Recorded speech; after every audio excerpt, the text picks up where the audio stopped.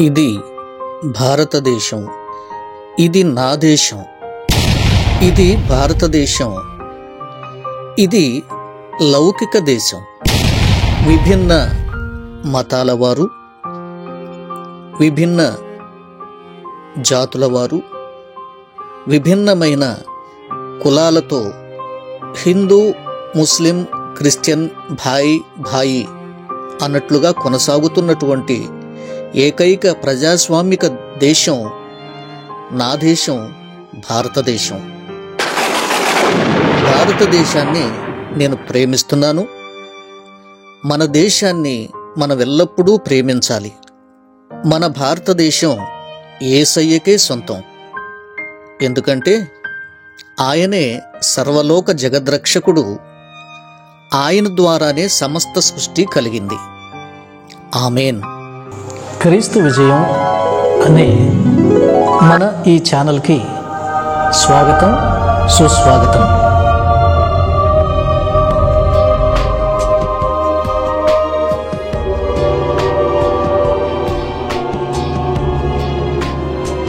మన ఛానల్లో మీరు ఆత్మీయంగా బలపడడానికి మంచి మంచి వర్తమానాలు వెలువడుతున్నాయండి. అంత మాత్రమే కాకుండా ప్రజెంట్ ట్రెండ్ అవుతున్నటువంటి వార్తా విశేషాలను కూడా మేము ప్రసారం చేస్తున్నాం.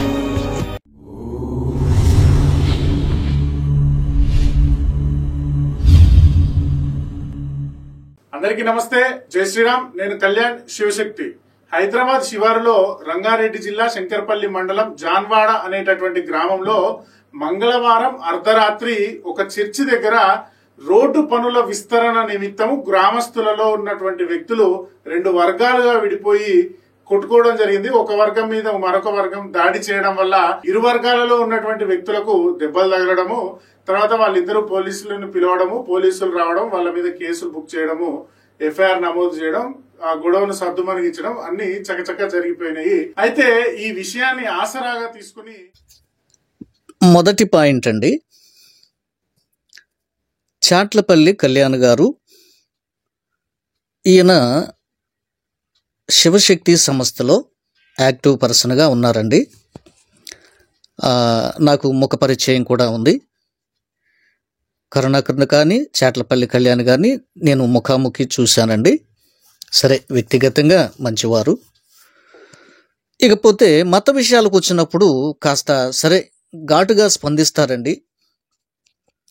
సరే, అది సహజమనే మనం భావిద్దాం, దాన్ని వదిలేద్దాం. సరే, ఈయన చెప్పేటువంటి మొదటి మాటలోనే ఆ గ్రామములోని రెండు వర్గాలకు సంబంధించిన ఇష్యూ అంటున్నారండి. ఇది శుద్ధ తప్పు.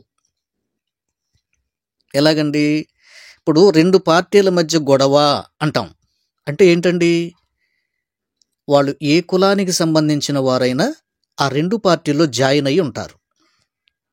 ఓకే, ఇప్పుడు వైసీపీ, తెలుగుదేశం, రెడ్డి, కమ్మ, క్రిస్టియన్, ముస్లిం, బౌద్ధులు, జైనులు ఎవరైనా సరే రెండు పార్టీల్లోనూ ఉంటారు. ఇది రెండు పార్టీల గొడవ.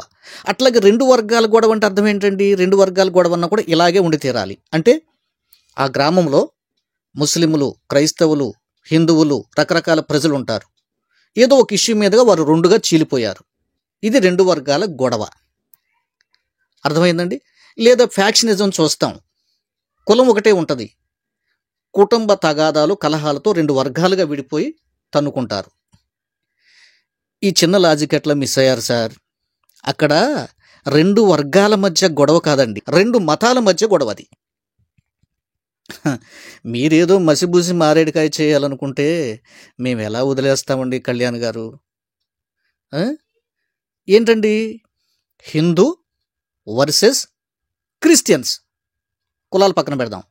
ఇలా జరిగింది అక్కడ దాడి. దాన్ని మేము ప్రొడ్యూస్ చేసాం, దాన్ని మేము ఫోకస్ చేసాం, దాన్ని మేము వైరల్ చేసాం.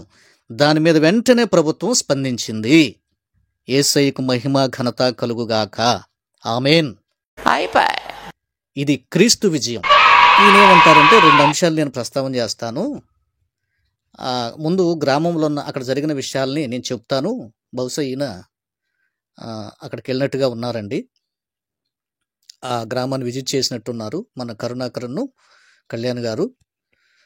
తర్వాత ఆ విషయాలను ఉటంకిస్తూ చెప్తూ తర్వాత ఇంకా ఆయన ఏదో మరి ఈ పాస్టర్ గారి గురించి, ప్రవీణ్ గారి గురించి ఏదో మాట్లాడారండి. సరే, అన్ని విషయాలు మనం మాట్లాడుకోలేం, కానీ ముఖ్య విషయాలు కొన్నింటిని మీ దగ్గర తెస్తా, వీడియో లెంత్ అవుతుంది కాబట్టి. ఈ రోజు అంటే గురువారం పొద్దున నేను ఆ ఊరికి వెళ్ళడం జరిగింది. ఆ ఊరిలో చాలా గొడవ జరిగినటువంటి మాట వాస్తవము. 144 సెక్షన్ కూడా పెట్టారు.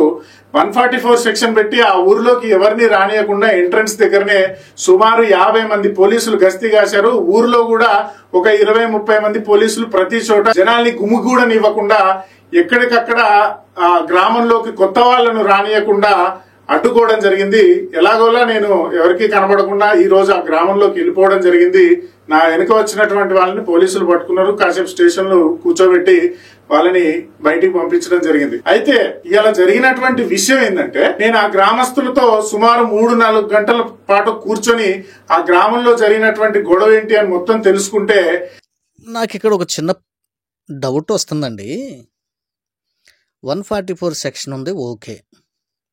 ఆ గ్రామంలోకి కొత్త వాళ్ళని ఎవరిని ఎంటర్ కానివ్వట్లేదు, ఓకే.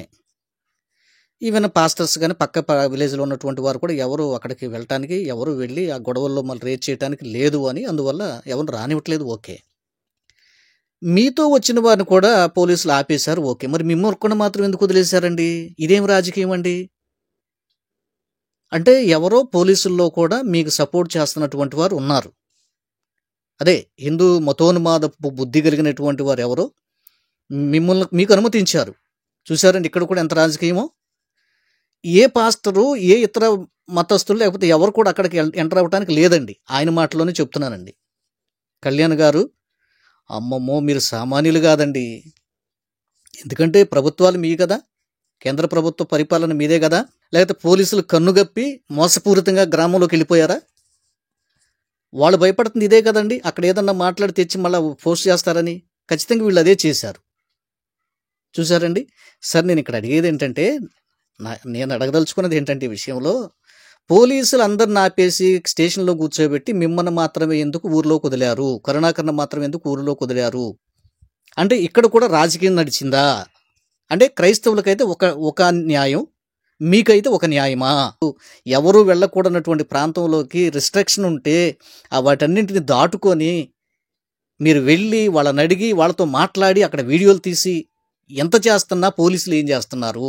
మంగళవారం రాత్రి ఒక చర్చి, మెథడిస్ట్ చర్చి అనేటటువంటి ఒక చర్చి ఉంది. ఆ చర్చి ముందు సిమెంట్ రోడ్ ఉంది. అయితే ఆ సిమెంట్ రోడ్డుని ఆక్యుపై చేసుకొని ఆ చర్చి వాళ్ళు కొంత గోడని పక్కకు జరిపి మెట్లు కట్టారు. ఎప్పుడు చాలా రోజుల క్రితం. అయితే మళ్ళీ రోడ్ వేస్తున్నటువంటి సందర్భంలో ఆ గ్రామ సర్పంచి, మాజీ ఎంపీటీసీ, ఊరు వాళ్ళందరూ కలిసి వాళ్ళ ఊరికి రోడ్ వేయించుకోవాలి అనేటటువంటి సంకల్పంతో అన్ని వేస్తుంటే ఆ చర్చి దగ్గరకు వచ్చినాక సాయంత్రం 7 గంటల ప్రాంతంలో ఆ చర్చి ముందు రోడ్ వేస్తాం, సిమెంట్ రోడ్ వేస్తాం అంటే, లేదు ఇది మా ప్లేసు, దీంట్లో మీరు రోడ్ వేయడానికి వీల్లేదంటే, ఇది గవర్నమెంట్ ప్లేసు, మీ ప్లేస్ కాదు, మీరు దీన్ని ఇప్పటికే ఆక్రమించారు, ఇప్పుడు కూడా రోడ్ వేయకపోతే ఎట్లా అని వాగ్వాదం మొదలైతే అవసరం లేదు, మా బండ్లు పార్కింగ్ పెట్టుకోవడానికి ఒక 10 అడుగుల జాగాను కనుక మీరు వదిలేయకపోయేది ఉంటే మాత్రం మేము ఊరుకోము అని చెప్పి చర్చిలో ఉన్నటువంటి వర్గాలు ఈ సర్పంచ్ మీదకి కానీ గ్రామస్తుల మీదకి కానీ రోడ్డు వేయడానికి వచ్చినటువంటి లారీ డ్రైవరు, ఎవరైతే కంకర మిషన్ చేసేటటువంటి లారీ డ్రైవరు, పొక్లేరు ఉంటుందో వాళ్ళతో కూడా గొడవకు దిగారు. ఈ మాట దగ్గర మీరు నాకు బాగా నచ్చారండి కళ్యాణ్ గారు. ఏ మాటకు ఆ మాట వాస్తవం చెప్పుకోవాలని మీరు వాస్తవానికి చాలా దగ్గరగా చెప్పే ప్రయత్నం చేశారు. కాస్తంత కవర్ చేసినా నేను ఈ విషయంలో మిమ్మల్ని మెచ్చుకొని తీరాలండి. ప్రసాద్ గారు పూర్తి భిన్నంగా మాట్లాడే ప్రయత్నం చేశారు, కానీ మీరు వాస్తవానికి దగ్గరగా తీసుకొచ్చారు. నేను ఈ విషయంలో మిమ్మల్ని ఖచ్చితంగా మీకు రెస్పెక్ట్ ఇస్తున్నాను. మీ మాటలతో నేను కూడా ఏకీభవిస్తున్నానండి. ఇక్కడ వరకు ఇంకా ముందుకు వెళదాం.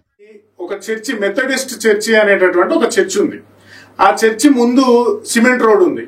అయితే ఆ సిమెంట్ రోడ్డుని ఆక్యుపై చేసుకొని ఆ చర్చి వాళ్ళు కొంత గోడని పక్కకు జరిపి మెట్లు కట్టారు. ఎప్పుడు చాలా రోజుల క్రితం. అయితే మళ్ళీ రోడ్ వేస్తున్నటువంటి సందర్భంలో ఆ గ్రామ సర్పంచి, మాజీ ఎంపీటీసీ, ఊరు వాళ్ళందరూ కలిసి వాళ్ళ ఊరికి రోడ్ వేయించుకోవాలి అనేటటువంటి సంకల్పంతో అన్ని వేస్తుంటే ఆ చర్చి దగ్గరకు వచ్చినాక సాయంత్రం 7 గంటల ప్రాంతంలో ఆ చర్చి ముందు రోడ్ వేస్తాం, సిమెంట్ రోడ్ వేస్తాం అంటే లేదు, ఇది మా ప్లేసు, దీంట్లో మీరు రోడ్ వేయడానికి వీల్లేదంటే ఇది గవర్నమెంట్ ప్లేసు, మీ ప్లేస్ కాదు, మీరు దీన్ని ఇప్పటికే ఆక్రమించారు, ఇప్పుడు కూడా రోడ్ వేయకపోతే ఎట్లా అని వాగ్వాదం మొదలైతే అవసరం లేదు, మా బండ్లు పార్కింగ్ పెట్టుకోవడానికి ఒక 10 అడుగుల జాగాను కనుక మీరు వదిలేయకపోయేది ఉంటే మాత్రం మేము ఊరుకోము అని చెప్పి చర్చిలో ఉన్నటువంటి వర్గాలు ఈ సర్పంచ్ మీదకి కానీ గ్రామస్తుల మీదకి కానీ రోడ్డు వేయడానికి వచ్చినటువంటి లారీ డ్రైవరు, ఎవరైతే కంకర మిషన్ చేసేటటువంటి లారీ డ్రైవరు పొక్లేరు ఉంటుందో వాళ్ళతో కూడా గొడవకు దిగారు.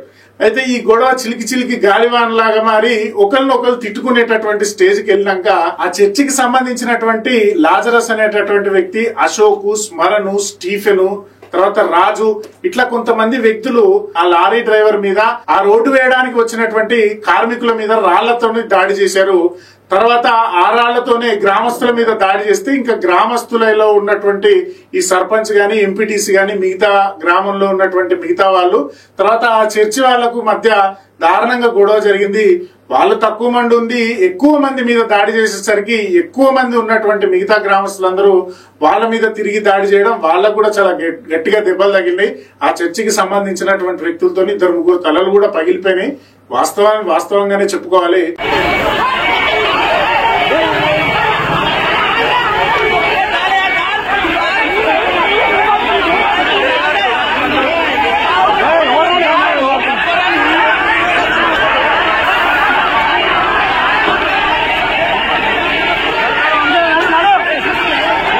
కానీ గొడవ మొదలు పెట్టినటువంటి అంశం ఏంటి అంటే, రోడ్డు పనులు వేస్తానంటే ప్రభుత్వ భూమిని కబ్జా చేసి వాళ్ళ స్థలంలో కట్టుకోవాల్సిన మెట్లు రోడ్డు మీదకి కట్టి, అది కాకుండా పక్కన రోడ్డు వేయడానికి కూడా అవకాశం లేకుండా ఇంకా 10 అడుగుల స్థలం ఇచ్చి మీరు పక్కకు రోడ్డు తీసుకోండి అని చెప్పి కబ్జా చేసినటువంటి విషయాన్ని అడ్డుకున్న సర్పంచ్, మాజీ ఎంపీటీసీ, గ్రామస్తులు ఎవరైతే ఉన్నారో వాళ్ళ మీద తిరిగి దాడి చేయడం అనేది ఈ చర్చి వాళ్ళు చేసినటువంటి నేరము, నిర్వాకం. కళ్యాణ్ గారు కాస్త లాజికల్గా మాట్లాడండి సార్. ఆల్రెడీ రోడ్డు ఉంది, చర్చి కట్టుకున్నారు, చర్చి ఎదురుగా రోడ్డు ఉంది, చర్చి బయట మెట్లు ఉన్నాయి, వెల్ అండ్ గుడ్. అప్పుడేమన్నా మరి గొడవ చేశారా? గొడవ చేయలేదు. రోడ్డు వేశారా? రోడ్డు వేశారు. ఇప్పుడు కూడా రోడ్డు వేయండి. మరి గొడవ ఎందుకు చేస్తారు? ఇక్కడే ఉంది కదా సార్ కథ అంతా, కథలో ఉన్న మెలికి ట్విస్ట్ అంతా ఇక్కడే ఉంది సార్. ఇప్పుడు వాంటెడ్గా ఆ వేసిన పాత రోడ్డు ప్రకారంగా వేసుకెళ్లకుండా మెట్లు కూడా తీసేసే విధానంగా రోడ్డు కొత్తగా మలిపి పక్కకు జరుపుతున్నారు చర్చిలోకి. అది అక్కడండి గొడవ మొదలైంది. మీకు అర్థమైందండి? చాలామందికి విషయం స్పష్టంగా తెలియదండి. ఈరోజు వినండి. వాళ్ళు గొడవ చేసే వాళ్ళైతే ముందు రోడ్డు వేసినప్పుడే గొడవ చేయాలిగా, అప్పుడేం చేయలేదు. వారి పందాలో వాళ్ళు రోడ్డు వేసుకెళ్లారు. ఈసారి మళ్ళీ కొత్తగా వేస్తున్న రోడ్డును చర్చిలోకి తీసుకొస్తున్నారు, మెట్లు వైపు తీసుకొస్తున్నారు. ఇక కనీసం పార్కింగ్ చేసుకోవడానికి కూడా లేదు, రోడ్డు మీదే పార్క్ చేయాలి బండి. అది వాళ్ళకి ఇబ్బందే. ఇప్పుడు పాత రోడ్డు ఉంది కదా, దాని ప్రకారం వేసుకెళ్ళొచ్చు కదా. సరే, ఇప్పుడు ఏమంటారంటే చర్చి వాళ్ళదే నేరం, ఘోరం అంటూ పెద్ద పెద్ద మాటలు మాట్లాడేశారు మా చాట్లపల్లి కళ్యాణ్ గారు. ఏమండి, చర్చి వాళ్ళు నేరస్తులైతే హిందూ సమాజానికి సంబంధించిన వారు ఎంతమంది హాస్పిటల్లో జాయిన్ అయ్యారు? ఏదైనా ఒక ఫోటో పెడతారండి? ఎంతమంది తలకాయలు పగిలినాయి, ఎంతమంది కాళ్ళు చేతులు ఇరిగినాయి, రక్తం ఎంతమందికి చెందింది, హాస్పిటల్ ఎంతమంది జాయిన్ అయ్యారు చూపిస్తారా? అరే ఘోరంగా మీరు తలలు పగలగొట్టి రాళ్ళు రువ్వి భయంకరమైన హింసకు దిగి రౌడీ మోకలు చేరి గోండాలు చేరి, సరే నేను ఒక పార్టీ అని ఇప్పుడు ప్రస్తుతం ఎత్తదలుచుకోలేదండి, హిందూ మతోన్మాద శక్తులు అందులో చేరాయి. ఏముండో కళ్యాణ్ గారు, నేను ఈ మాట ఎందుకంటున్నానో తెలుసా? హిందువులు జోలికి వస్తారు ఎందుకండి, హిందూ మతోన్మాదులు అంటారు ఎందుకండి, మతోన్మాద శక్తులకి ఏం సంబంధం అండి, అది 2 వర్గాలు గొడవండి, ఊరు గ్రామం గొడవండి అని కవరప్పులు చేయకండి. వాస్తవమే గొడవదే, కానీ ఎక్కడ సందు దొరుకుతుందా అక్కడ ప్రవేశించి దారుణాలకు దిగజారుతున్నారు హిందూ మతోన్మాదులు. మీరు ఎలా చెప్తారండి జాన్బాబు గారు అని మీరు ఇక్కడ ప్రశ్న వేయొచ్చు. ఏముండో కళ్యాణ్ గారు, వీడియో ఒకసారి పరిశీలించండి. వాళ్ళు హిందూ మతోన్మాద శక్తులు కాకపోతే సరే, చర్చిలో వాళ్ళకేదో గొడవ జరుగుతున్నప్పుడు ఒకరినొకరు కొట్టుకుంటారు, తిట్టుకుంటారు, ఫినిష్. జై శ్రీరామ్, జై శ్రీరామ్, జై శ్రీరామ్. ఏం కేకలు, ఏం అరుపులండి? అంటే ఏంటి? హిందూ మతోన్మాదమును తలకెక్కించుకున్నటువంటి దుర్మార్గులు అందులో చొప్పించబడ్డారు, అందులో ఉన్నారు. అదే సాక్ష్యం మీకు. ఇంక మీరు నోరెత్తటానికి లేదండి. ఇక అయినా నాకు తెలియక అడుగుతానండి, భగవంతుణ్ణి సాధారణంగా జై శ్రీరామ్, జై శ్రీరామ్, జై శ్రీరామ్ అని ఎప్పుడు చెప్తామండి? చక్కగా ఊరేగింపప్పుడు, ఆ గుడిలోకి వెళ్ళి, టెంపుల్లోకి వెళ్ళినప్పుడు, ఏదన్నా కార్యక్రమాలు జరుగుతున్నప్పుడు చక్కగా మనసు ఉల్లాసంగా ఉండి, సంతోషంగా ఉండి దేవుణ్ణి స్తుతించడం. అలా చెప్పటం ఏంటండి? ఆయన్ని ఘనపరచడం, ఆయన్ని ప్రేమిస్తున్నామని చాటుకోవటం. మనం చక్కగా ప్రశాంత వాతావరణంలో చెప్పాలి. ఈ మతోన్మాదులు ఏంటండి? మీరన్న వాళ్ళకి జ్ఞానోపదేశం చేయండి సార్. ఎక్కడ దాడి చేయడానికి వెళ్తారో దాడి చేసిన చోటలు కేకలేస్తూ ఉంటారు, వెర్రి కేకలు. అంటే అప్పటికి వాళ్ళకి ఏదైనా పూనిద్దా? ఒక భయంకరమైన సైతాను శక్తి పూని, లేకపోతే రాములు వారు ఏమైనా పూనుతాడా? అంటే దాడి చేయిస్తాడు ఆయన. దాడి చేస్తే అప్పుడు జై శ్రీరామ్, జై శ్రీరామ్ అంటే ఒకళ్ళని తొక్కేస్తూ, ఒకళ్ళని కొట్టేస్తూ, ఒకళ్ళని గుద్దేస్తూ, నరికేస్తూ, కూల్చేస్తూ. ఆడేవాడు ఆ మధ్య చర్చి మీద జెండా కడుతున్నాడండి. చర్చి టాప్న జై శ్రీరామ్, జై శ్రీరామ్, జై శ్రీరామ్ అని కేకలేస్తూ చర్చి టాప్కి వెళ్ళి సిలువకు హిందూ జెండాను కడుతున్నాడు.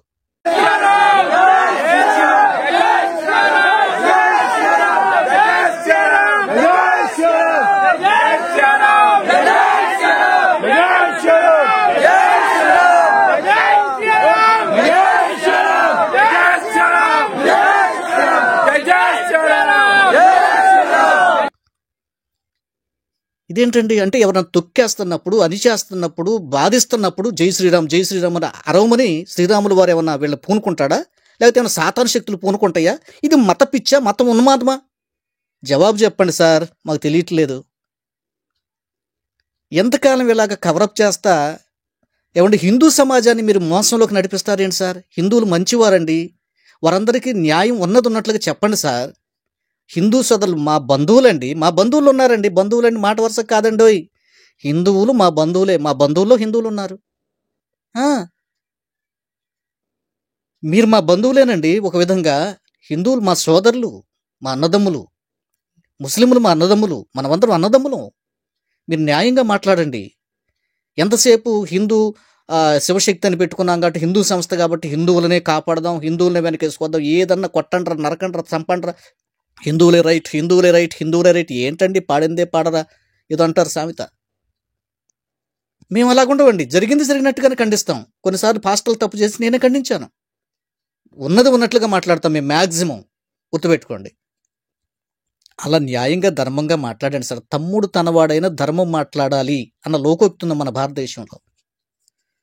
నీతులు చెప్తారు కదండి మన గ్రంథాలు ఇలా చెప్తున్నాయి. అబ్బో ఎంత ఓర్పు, ఎంత సహనము, ఎంత మంచితనము ఏదో చెప్తూ ఉంటారు కదా. రామాయణంలో ఉంది, భగవద్గీతలో ఉంది, ఆటలు అక్కడ ఉంది, ఇక్కడ ఉందని. వాటిని అనుసరించరే, చెప్పటం వరకేనా?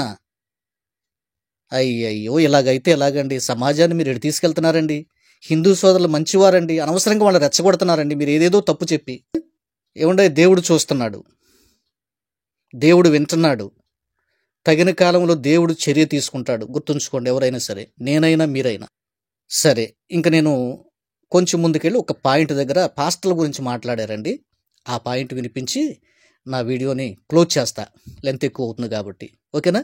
మీకు మంచి పాయింట్స్ తీసుకొచ్చి చెప్పాలని అనుకుంటున్నాను. ఇంకా చెప్పాలనుకుంటున్నాను కానీ వీడియో లెంత్ ఎక్కువ అవుతుందని నేను భయపడుతున్నాను. సంఘ విద్రోహ శక్తులు కానీ, మతోన్మాద సంస్థలు ఎవరైతే ఉన్నారో, క్రైస్తవులు, ఆ పాస్టర్లు, లేకపోతే ఈ ముల్లాల్ లాంటి వాళ్ళు దాన్ని ఒక మత ఘర్షణ లాగా చిత్రీకరించే ప్రయత్నం చేస్తారు. అదే ఇక్కడ జరిగింది. ఆర్ఎస్ ప్రవీణ్ కుమార్ అనే అతను ఇంతకుముందు ఐపీఎస్ ఆఫీసర్ లాగా ఉండేవాడు. తను రాముడికి, కృష్ణుడికి వ్యతిరేకంగా, హిందుత్వానికి వ్యతిరేకంగా కొన్ని స్టేట్మెంట్స్ ఇచ్చే వరకు తెలంగాణ, ఆంధ్రప్రదేశ్ లో ఉన్నటువంటి యావత్ హిందూ సమాజం తిరగబడేసరికి తన ఉద్యోగానికి రాజీనామా చేసి రాజకీయాలలోకి చేరి, రాజకీయాల్లో చాలా దారుణంగా, అంటే ప్రజలు ఎంత చీకొట్టారు అంటే కనీసం 4వ స్థానానికి పడిపోయే స్థితికి వచ్చేసి దారుణంగా ఓడిపోయాడు. అలాంటి వ్యక్తి ఈ అవకాశాన్ని వాడుకొని దళితుల మీద హిందుత్వ శక్తులు చేస్తున్నటువంటి దాడి అని సుమారు 200 మందిని ఆ ఊరు దగ్గర పోగేసి రెచ్చగొట్టే విధంగా కొన్ని వ్యాఖ్యలు చేసి ఈ గ్రామంలో దళితుల మీద వివక్ష జరుగుతుంది, దళితుల మీద దాడి జరుగుతుంది అని చిత్రీకరించే ప్రయత్నం చేశాడు. ఇది ఫస్ట్ పాయింట్. రెండో పాయింట్ ఏమండి, దీనికి ఆల్రెడీ నేను ముందే జవాబు చెప్పానండి. ఎవరికి హమారా ప్రసాద్ గారు ప్రశ్నలకి నేను జవాబు చెప్పాను. చాట్లపల్లి కళ్యాణ్ గారు ఒకసారి మీరు వింటూ వస్తున్నట్లయితే మీకు అర్థమైపోయే ఉంటుంది. దీని మీద ఏదో న్యాయ పోరాటం చేస్తాం, ఆయన ఐఏఎస్ అయి ఉండడానికి జ్ఞానం లేదా? ఏమండి, మీకంటే ఎక్కువ చదువుకున్నాడు ఆయన, మీకంటే విద్యావంతుడు, మీకంటే ఎక్కువ నాలెడ్జ్ ఆయనకుంది. అర్థమైందా? మనకంటే కూడా, నన్ను కూడా మీలో కలుపుకుంటున్నాను. ఆయన పిచ్చోడై అట్లా పెట్టారా? నేను ఇందాకే వివరం చెప్పాను. చర్చీలకు వెళ్తున్నారే కానీ వారి సర్టిఫికేట్స్లో వాళ్ళు ఎస్సీలుగానే మిగిలి ఉన్నారు. అర్థమైందా? మార్చండి రా బాబు అంటే వాళ్ళు మార్చరు. లేదు, దీంట్లోకి వెళితే ఇలా సందర్భం వస్తే మీరు ఇలా మాట్లాడతారు. అర్థమైందా? కోర్టుకి ఏం కావాలి? వాళ్ళు ఎస్సీలా కాదా? అంతేగాని చర్చికి వెళ్ళారు కాబట్టి, చర్చికి వెళుతున్నారు కాబట్టి అన్నదాన్ని కోర్టు పరిగణలోకి తీసుకోదు. వాళ్ళ క్యాస్ట్ సర్టిఫికెట్లు ఏముందో దాన్ని పరిగణలోకి తీసుకుంటుంది. వాళ్ళు ఎస్సీలే, ఖచ్చితంగా ఎస్సీ ఎస్టీ అట్రసిటీ అనేటువంటి ఆ కేసు ఏదో ఖచ్చితంగా సక్సెస్ అవుతుంది. మీరే ఓడిపోతారు, గుర్తుపెట్టుకోండి, ఒకవేళ కోర్టుకి వెళ్ళినా కూడా. ఇంకొకటి, ఇలా లాజిక్ మిస్ అయ్యారు ఏంటండి? అక్కడ ఎస్టీలు కూడా ఉంటారు. చర్చ్ అనగానే ఓన్లీ ఎస్సీలే అచ్చంగానే కాదు, ఎస్టీలు కూడా ఉంటారు. మరి వాళ్ళదైనా చిల్లుతుంది కదండి.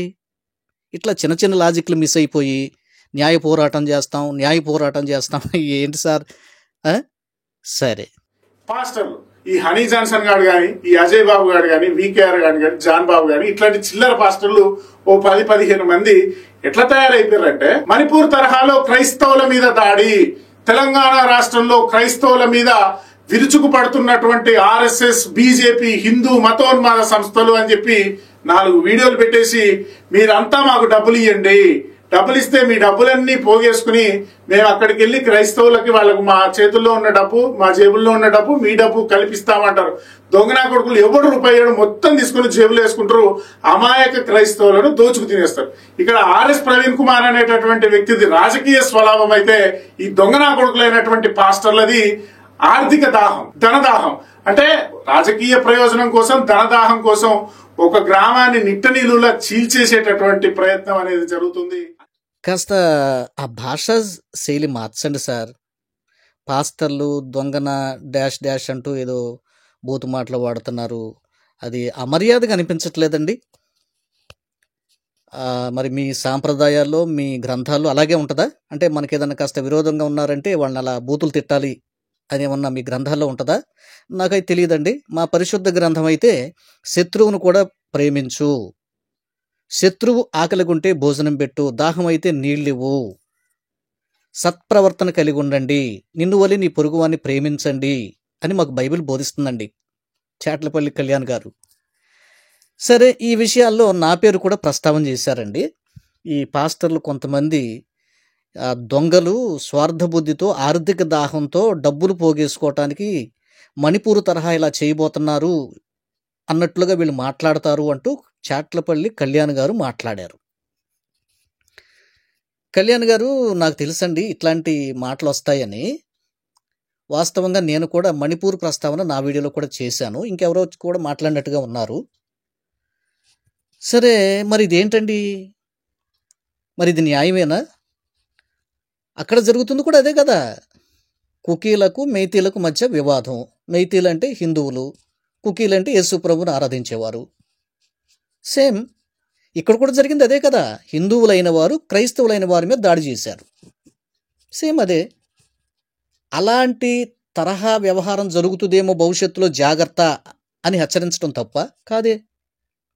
సరే, మీ బాధ మీదిలేండి, నేను అర్థం చేసుకోగలను. మీరు ఇలా మాట్లాడకపోతే పాపం కాసులు రాలవు కదా, యూట్యూబ్ నుండి వ్యూస్ రావు కదా. లేదా మనోళ్ళు అంతా కూడా మరి మీకు మనీ పంపించాలంటే ఇట్లాంటివి అప్పుడప్పుడు మాట్లాడుతూ ఉండాలి, వల్గర్ లాంగ్వేజ్ వాడుతూ ఉండాలి, ఏదో ఒకటి చేస్తూ ఉండాలండి. తప్పులేదు, క్యారీ ఆన్ సార్. సరే, ఇకపోతే ఏముండో, నేను ముందు నా వీడియోలో నిన్నో మొన్నో నేను హెచ్చరించాను. ఏటో దేవుడు నాకు ఆ విషయం గుర్తు చేసి అది మాట్లాడాలని ప్రేరేపిస్తే మాట్లాడాను. తర్వాత అసలు అది తీసేద్దామని కూడా అనిపించిందండి ఈ సందర్భంలో. అది ఎందుకని, ఏంటది, ఇట్లా ఒకరిద్దరు ఏదో డబ్బుల విషయంలో మన క్రైస్తవ సమాజంలో ఇక్కడ ఇష్యూ జరిగిందమ్మా జనవాడ గ్రామంలో, అబ్బో చర్చి ఇదైపోయింది, క్రైస్తవులు హాస్పిటల్ పాలైపోయారు, ఇదిగో నా ఫోన్పే, డబ్బులు పంపించండి, ఆ డబ్బులు పంపిస్తే నేను తీసుకెళ్ళి మన ఆర్థికంగా నాకు నాకు నాకు చేయూతనివ్వండి, నాకు ఇవ్వండి అని ఎవరో మాట్లాడటం నా దృష్టికి వచ్చిందండి. వస్తే దాని మీద స్పందించి ఈ జన్వాడ గ్రామంలో జరుగుతున్న ఇష్యూ మీద ఒక్క రూపాయి కూడా మీరు ఎవరికి ఇవ్వాల్సిన అవసరం లేదు. మీరు కేవలం 2 నిమిషాలు మీ ఇంట్లో ఉండే ప్రేయర్ చేయండి. అంతా మంచిగా దేవుడు జరిగించాలి. గొడవలన్నీ సద్దుమణిగిపోవాలి, మంచి జరగాలి అని నేను అనౌన్స్ చేశానండి. కళ్యాణ్ గారు, నేను ఎవరిని డబ్బులు అడగలేదు సార్. ఇచ్చేవాళ్ళని కూడా ఇయ్యొద్దని చెప్పాను సార్. మీ వీడియో కంటే ముందే నా వీడియో ఉంది, కావాలంటే వెళ్ళి చూడండి. ఆ లింక్ పెట్టమంటే పెడతాను మీకు. 5 పైసలు ఎవరికి ఇవ్వద్దు, ప్రేయర్ చేయండి. ధనదాహం, ఆర్థిక దాహం ఉంటుంటే మరి మేము ఎందుకు ఇలా అనౌన్స్ చేస్తామండి మా పాస్టర్స్ని? చెప్పండి. నిన్న మొన్న హనీ జాన్సన్ గారు అయితే ఏకంగా అక్కడ వీడియో చూశానండి, అక్కడికి వెళ్ళారు.